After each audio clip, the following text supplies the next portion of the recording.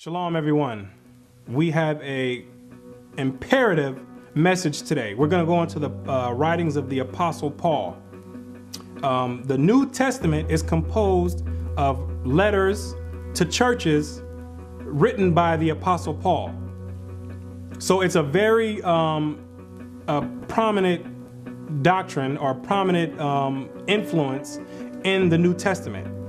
The Christian church is based and founded upon the Apostle Paul, his writings. And contrary to what any of you want to believe, it's not founded upon the gospel of Christ.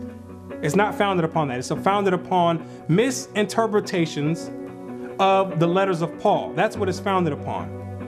And I'm going to show you how the Most High purposely put a spirit on Paul to write his letters in a format that would be a stumbling block to those in the last days. It would be a dividing factor to those that would get into the kingdom of heaven and those that would be that would go into the lake of fire. And a lot of people are going to fall into this trap. I'm going to show you how exactly he did this and why he did this. And it's going to be very clear by the time we go through this lesson. So I'm going to need you to follow me and be attentive. I'm going to need your ears to be attentive. You're going to have to pay attention and follow me. We're going to start from the beginning or near the beginning, and then we're going to work our way up and push to the letters of Paul. And I'm going to show you how the Most High always put traps everywhere. He always put traps to find out where your heart is. And with the letters of Paul, it has nothing to do with his letters per se. It has everything to do with your heart and how you are going to try to interpret his letters to do your will or to do the Most High's will. That's what we're going to find out today. So I'm going to need you to stick with me and push through. I'm Brother Yashar'al. This is the Bible Unlocked, the trap of Paul's epistles. Deuteronomy 8 verse 2. And thou shalt remember all the way which the Lord thy God led thee these 40 years in the wilderness, to humble thee and to prove thee, to know what was in thine heart, whether thou wouldest keep his commandments or no. So the Most High is saying right here that he had the children of Israel wander in the wilderness 40 years on purpose to prove them, to see if we would keep his commandments or not. He had the children of Israel wander in the wilderness on purpose for 40 years. It don't take 40 years to walk from Egypt to the land of Israel. It does not take 40 years to walk from that small stretch of space. So the Most High did this on purpose. It was a test. When it says prove thee, that means to test you, to see what you were going to do in different circumstances, to see if you would keep my commandments or if you're going to go off and go do your own thing. That's what the whole reason of that's the whole thing behind the 40 years was. To see if you were going to keep some commandments that I gave to you, or if you're going to go off and go worship somebody else. What did we do? We brought out the golden calf, start worshiping that. We start complaining in the wilderness. So this is what happened as a result of that. Follow me. Deuteronomy 1 verse 34. And the Lord heard the voice of your words and was wroth, and sware, saying, surely there shall none of these men of this evil generation see that good land, which I swear to give unto your fathers. So the Most High said, none of the generation, he's referring to the ones that came out of the land of Egypt, the 600,000 souls plus that came on foot out of the land of Egypt. He says none of these people are going into the land. Why? Because we were complaining. We were not keeping God's commandments. We wanted to follow other gods in our heart. We still had the gods of Egypt in our heart. Save Caleb, the son of Jephunneh, he shall see it, and to him will I give the land that he hath trodden upon, and to his children, because he hath wholly followed the Lord. So the Most High said, Caleb, he's coming in. Caleb was one out of the two that from the original stock that came out of Egypt that made it into the land of Israel. Because Caleb, he kept the commandments. He didn't go off and do his own thing. He stuck within the guidelines. He didn't fall for the trap. Remember, the 40 years in the wilderness was that was a test. Caleb didn't fall for it. Also the Lord was angry with me for your sake, saying, thou shalt not go in thither. So what happened to Moses? He didn't even make it into the land of Israel. Moses did all these miracles.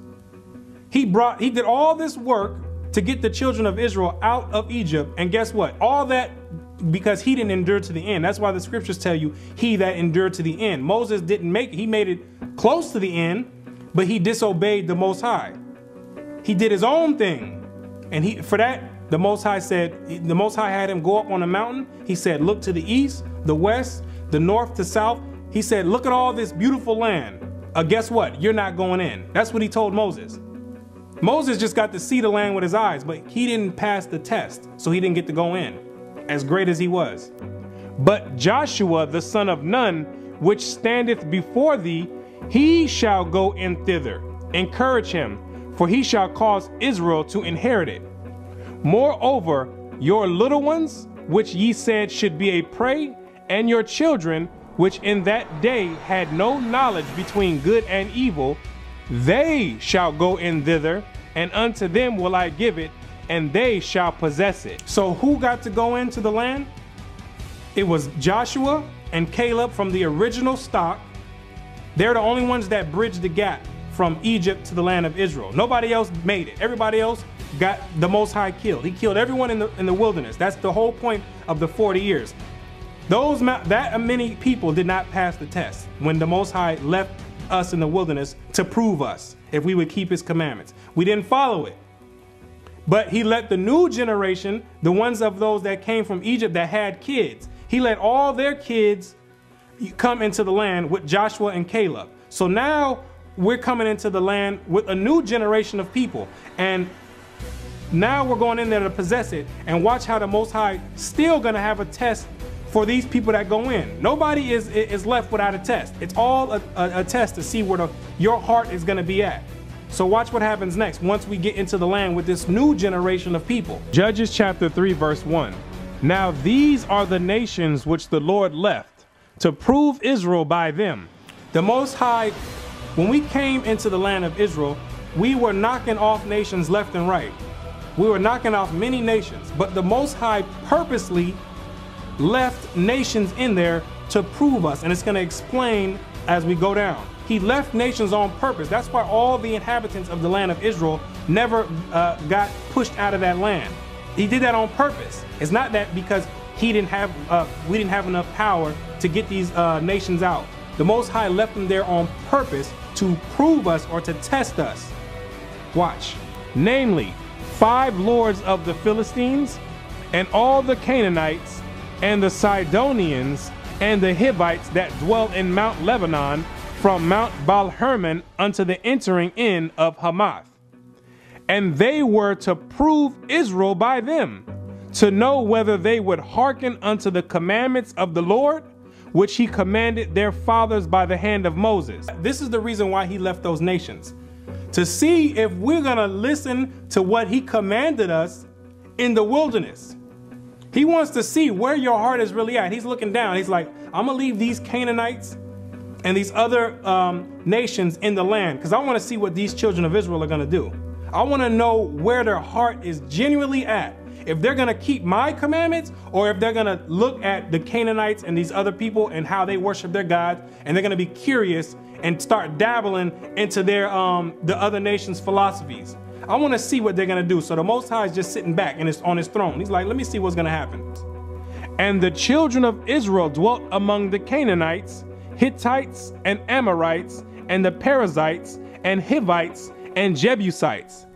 And they took their daughters to be their wives, and gave their daughters to their sons, and served their gods. And we started giving our sons and our daughters over to the Canaanites and the Hivites and these other these are authentic Africans. These are Africans that come from the seed of Ham. As soon as we came into the land, the first thing we start doing is mixing amongst the Africans.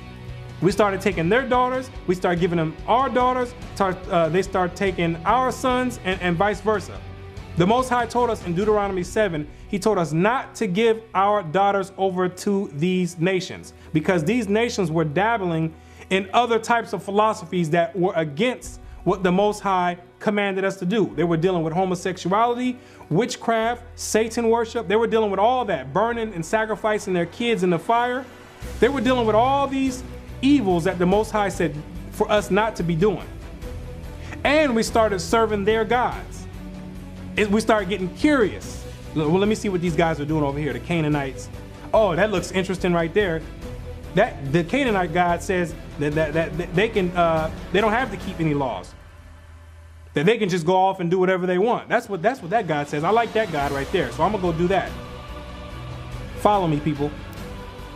And the children of Israel did evil in the sight of the Lord, and forgat the Lord their God, and served Baalim and the groves. And we forgot the Most High, and we started serving everyone else's gods. That's what we did. Out of curiosity, because it's appealing. All the gods of the nations have appealing gods. For some reason, we always don't want to serve the God of the Hebrews. We always want to go serve somebody else's gods.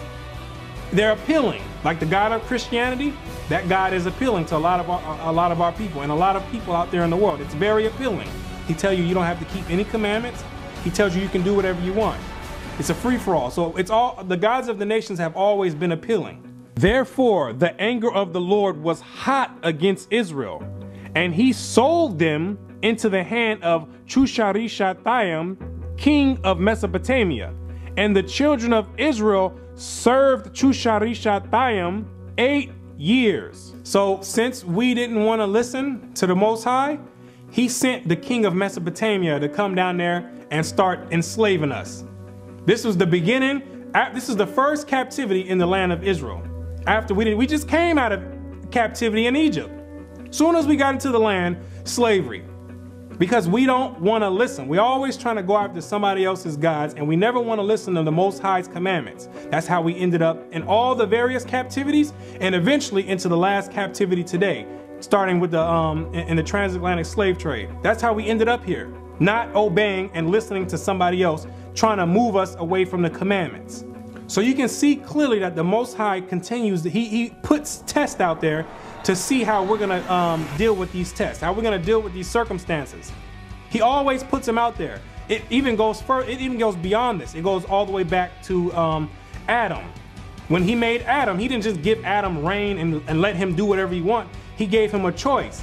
He put the tree of knowledge of good and evil in the midst there. Now, did the Most High have to put that tree there? No, but he put it there to test Adam to see where his heart was at. Everything is a test. He wants to see what you're going to do. He don't want to make the decision for you. He wants to see what you are going to do. What are you going to do when something that is against what he told you to do is appealing? What is your heart going to tell you to do? And what is your reactions going to be? You can see that we have always failed the test that the Most High has put out there. Always. And it gets better. It's going to show you that the Most High had more in store for us. Follow along. Jeremiah 6 verse 19. Hear, O earth, behold, I will bring evil upon this people, even the fruit of their thoughts, because they have not hearkened unto my words, nor to my law, but rejected it. The Most High said he was going to bring evil upon this people. What people? He's talking about the children of Israel. Evil upon this people because we continue to not want to listen to the Most High's commandments. It's repetitive. It's the same thing over and over. We keep finding new ways to get out of listening to the Most High's commandments. So he said he's going to bring evil. What was the evil that he ended up bringing? The many captivities and slavery. That's the evil that the Most High brings. Black on black crime and hatred amongst his own people. That's the evil that he brought. Ghettos, poverty, welfare. This is the evil that he brought because we didn't want to listen and we never passed his test. When he proved us, when he was leaving things out there, obstacles out there to prove us. To what purpose cometh there to me incense from Sheba, and the sweet came from a far country?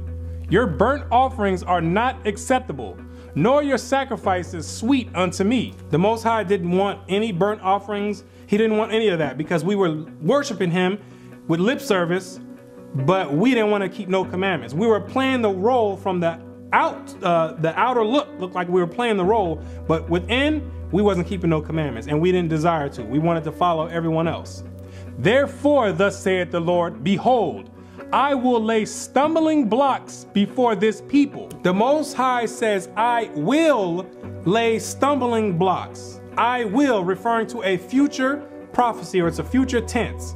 What is a stumbling block? Is something used to keep your way to the destination where you're trying to get. So everyone's trying to get to the kingdom of heaven. The Most High says he's going to put stumbling blocks, meaning things that would be in the path to the kingdom, inside of our way. And many people are going to fall into these stumbling blocks, and they'll never get to the end or their destination. Their destination will stop at that stumbling block, and they'll eventually fall into the lake of fire. So he says he will put stumbling blocks. Watch. And the fathers and the sons together shall fall upon them. The neighbor and his friend shall perish. He says that these stumbling blocks, plural, meaning it's going to be more than one stumbling block. It's going to be many stumbling blocks.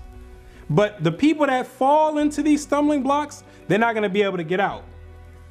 They're going to perish. Why? Because remember, it's all because of the intentions of your heart. It's your own actions that's going to get you there. That's going to have you fall. It's your own actions. And I'm about to show you, we're going to push further into the New Testament, and I'm going to show you that Paul, his writing was one of those stumbling blocks. His writings were one of these stumbling blocks that the Most High purposely put there to prove you, to see if you would keep his commandments or no. The Most High purposely put it there. I'm going to call to the witness right now, the Apostle Peter, to show you that he himself knew that the writings of Paul was a stumbling block, and it was going to be a lot of people that fall into it to their own death. Their own heart was going to deceive them into falling into these stumbling blocks. 2 Peter chapter 3 verse 15. And account that the long suffering of our Lord is salvation, even as our beloved brother Paul also according to the wisdom giving unto him have written unto you, as also in all his epistles, speaking in them of things in which are some things hard to be understood. So what is Peter telling you right now? Remember, Peter is the head apostle right now. He was given the keys directly from Christ. He's the head apostle, and he's telling you right now. He said, the brother Paul, he's writing some things in his epistles that are very hard to be understood. Meaning that when they look at Paul's letters, they're having to examine all the lines that he's writing to find out what Paul is really saying. Because on the surface, it looks like he's saying one thing, but you have to dig deep to find out what Paul is really saying. That's what he's saying. And remember, this is 2,000 years ago. This is 2,000 years ago, and they're in the same setting as Paul, so you would think that they would be able to understand Paul a lot better than someone 2,000 years after Paul. And if they're saying it's hard during that time, imagine how hard it is for people during this time to understand them. And you got people creating a whole doctrine from Paul's epistles. Follow me. Which they that are unlearned and unstable wrest, as they do also the other scriptures, unto their own destruction. Peter says those that are unlearned, these are unlearned men and women dabbling in Paul's writings.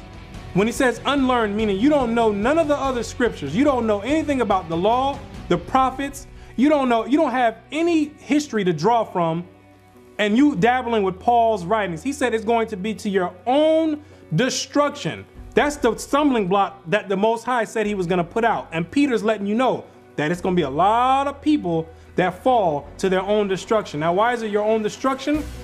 Because during the time of judgment, you're not going to come to the stand and say, let me call Paul up here to help me out.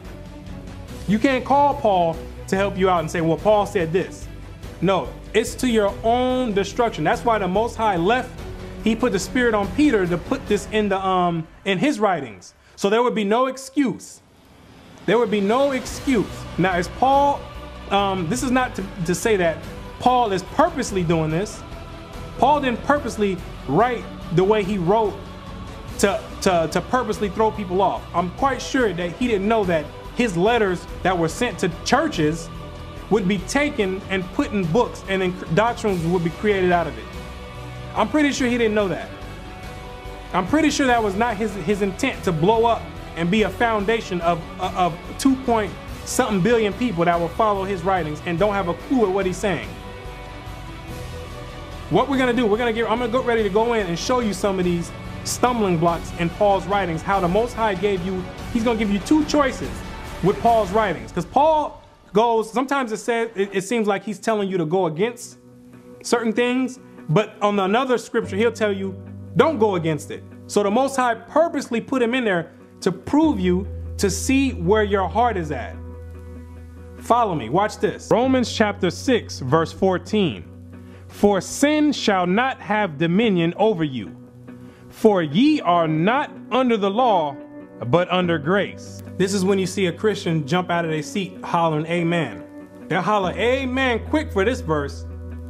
Anytime you have a discussion with a Christian and they want to tell you and show you that the laws are done away with, not 100% of the time they're going to run to one of the letters of Paul. 100, showing you that they don't have any understanding. They're always going to go to the letters of Paul and try to show and twist Paul's words and show you that we don't have to keep no laws, brother. We under grace. When this has nothing to do with that. But watch the next verse and we'll see, and see if somebody jump up and say amen to this. Remember, the Most High always gives you two choices. He gives you two choices. So this one sounds like we don't have to keep no commandments at all.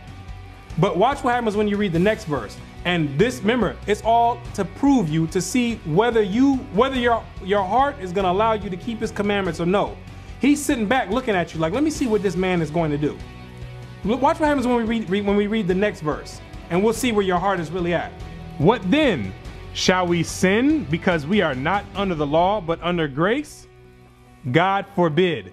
Paul says, shall we sin? Sin, according to 1 John 5, verse 3, means breaking God's laws. So every time you see the word sin, it means going against the commandments that the Most High laid out in the first 5 books of Moses. That's what sin is, according to the Bible. So Paul says, shall we just start breaking God's laws, getting up and breaking all his laws because we're not under the law, we're under grace? God forbid. That means no. He says, no, you're not supposed to be doing that. You're not supposed to be doing that. You don't use grace as an excuse to start breaking God's laws. So now you got to reevaluate the verse prior. You got to find out, okay, what does he mean by this? What is he saying? He's not telling you that you don't have to keep the law. I'm going to give you an example of what he means that you're not under the law, you're under grace. When Christ and the disciples came from preaching the gospel and it was the Sabbath day and they were hungry, they started picking the corn. It's unlawful to do any work. According to the law, it's unlawful to do any work on the Sabbath day. But since these brothers were hungry, they were exercising grace. The Most High is not some robot up in the sky and doesn't have any type of intellectual capacity. He understands if somebody's hungry, if it's the Sabbath day, brother, get some food. If you don't have no food, especially you've been preaching the gospel, you don't have any food. At the time you was preaching the word and you didn't get a chance to prepare any food, brother, get some food. That's what he means. You're not under the law. The law says you can't do nothing. So if you were under the law, that means you'd be sitting there looking like a fool on the Sabbath day with your stomach growling. You waiting for the sun to go down. You looking around waiting for the sun to go down. Grace. That's what he says. You're not under the law. You're under grace. That's what he means by that. But then when you read the next verse, shall we sin because we're not under the law? Christ and them wasn't grabbing corn and bundling it up to go sell it at the market next week.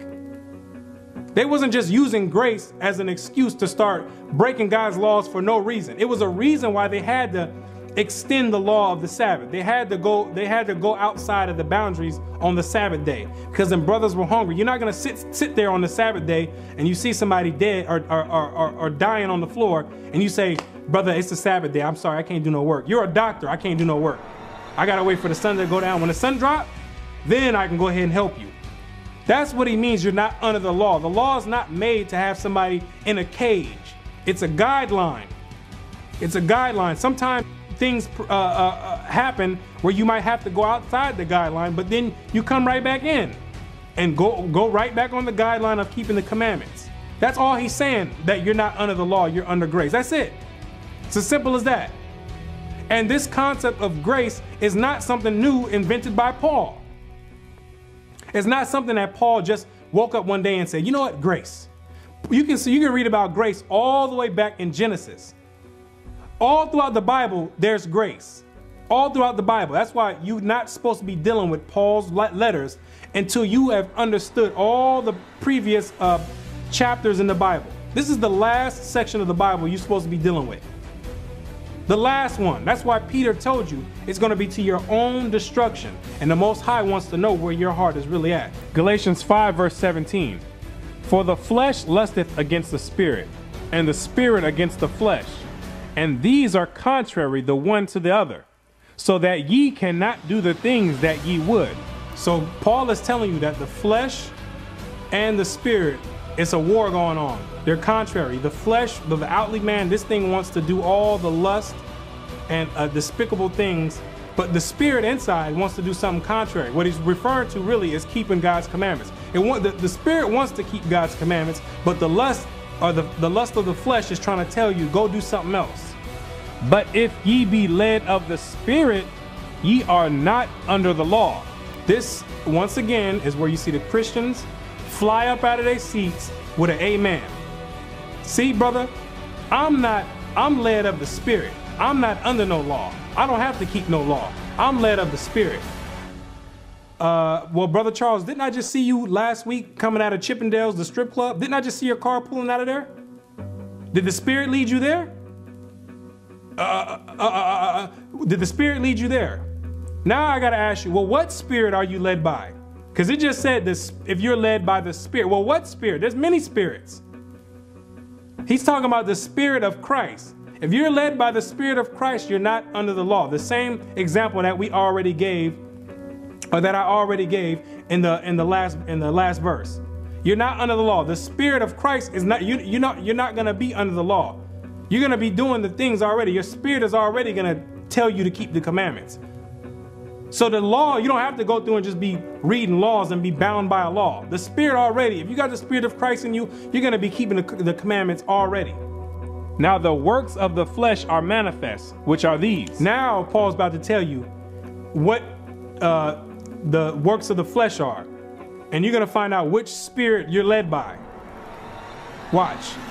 Adultery, fornication, uncleanness, lasciviousness, idolatry, witchcraft, hatred, variance, emulation, wrath, strife, sedition, heresies, envyings, murders, drunkenness, revelings, and such like. Guess where all these come from, people? All these come from the law.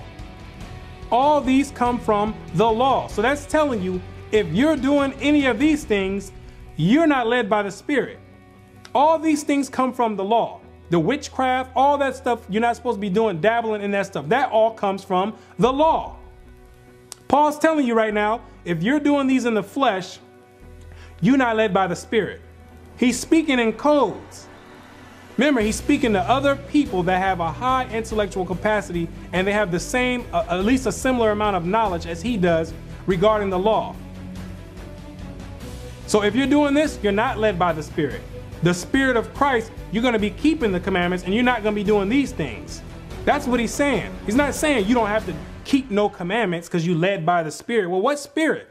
Of the which I tell you before, as I have told you in times past, that they which do such things shall not inherit the kingdom of God. Paul's letting you know, if you ain't keeping God's commandments, you can forget about getting in the kingdom of God. You can forget about it. That's what Paul's letting you know. So the Most High put that stumbling block there with the verse talking about if you be led by the Spirit, you're not under the law. He put that right there on purpose. And then he gave you a choice at the bottom of it. As you keep reading, he says, let me see which one of these people are gonna pick. Let me see what all these people are going to pick, where their heart is really at. That's what he's doing. He's sitting back looking. Most people are going to stick right at that. See, I'm led by the Spirit. I don't need to do anything else. I'm led by the Spirit, brother. I don't know about you, but I'm led by the Spirit. Yep, the Spirit got me doing, even though that spirit that they led by got them doing all kind of wickedness, all types of wickedness, they're going to tell you they led by the Spirit. And they're not going to continue reading down and getting an understanding on what this Spirit is talking about.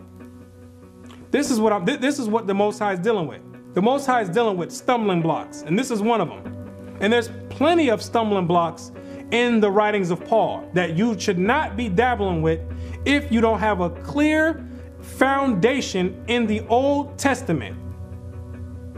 That's what the Most High is dealing with. If you don't have a clear understanding about keeping the commandments, from Genesis all the way up to the time of Christ, everyone told you had to keep the commandments. How all of a sudden you jump to Paul and Paul preaching another gospel from everyone else? All of a sudden Paul's preaching this totally different gospel that you won't find anywhere else in the Old Testament. It's not that he's preaching a different gospel, it's that you're choosing to not want to hear to what he's really saying. And you don't have the knowledge to be able to break down what he's saying. So the Most High has a stumbling block there for you and for the rest of all the other people who are going to get trapped in the Paul's writings. That's what he does. And it's not anything against Paul at all. Like I said, Paul is a sincere brother. He's a sincere brother. I'm pretty sure if he knew his letters would have been used at this wide of a scale, he would have not have written them the way that they were, the way that they are formatted today. He would have not have done that. So the Most High has a stumbling block out here in his letters. And there's plenty more of them that we'll go through in further lessons. But now what I'm going to show you is when you run across Paul's letters, if you're dabbling across his letters, a way that you'll always be safe. There's two scriptures I'm going to bring out. You'll always be safe and you'll never fall into the stumbling block if you stick to these two scriptures when you run across something that you might not understand. Like when you run across scriptures like we just went over, you might run across these and you might just be clear and you might not understand them. Always stick to these two scriptures and you will not fall into the stumbling block that the Most High has laid out for the children of wicked men. 1 Corinthians 11 verse 1. Be ye followers of me, even as I also am of Christ. Paul's letting you know, I follow the Messiah. I'm not coming with no new gospel. This is not my own gospel that I'm creating. I follow the Messiah. So now we got to take Paul. This is clear. This is clear. So now we got to take Paul and we got to take this verse into consideration every time we read one of Paul's writings. And now we got to find out, well, what did the Messiah say? Let's go and find out what he says, because when you read the Gospels, you're going to find out it is clear. There's a lot of parables in it that people don't understand. But when Christ speaks concerning the law, he is clear about it. He didn't come to do away with no law. He's very clear. So you go to this verse, and now we go to what Christ says. Matthew chapter 5, verse 17. Think not that I am come to destroy the law or the prophets. What does think not mean? That means don't get it inside of your mind. Don't try to put my name in any doctrine teaching that the laws are done away with. That's what Christ is telling you.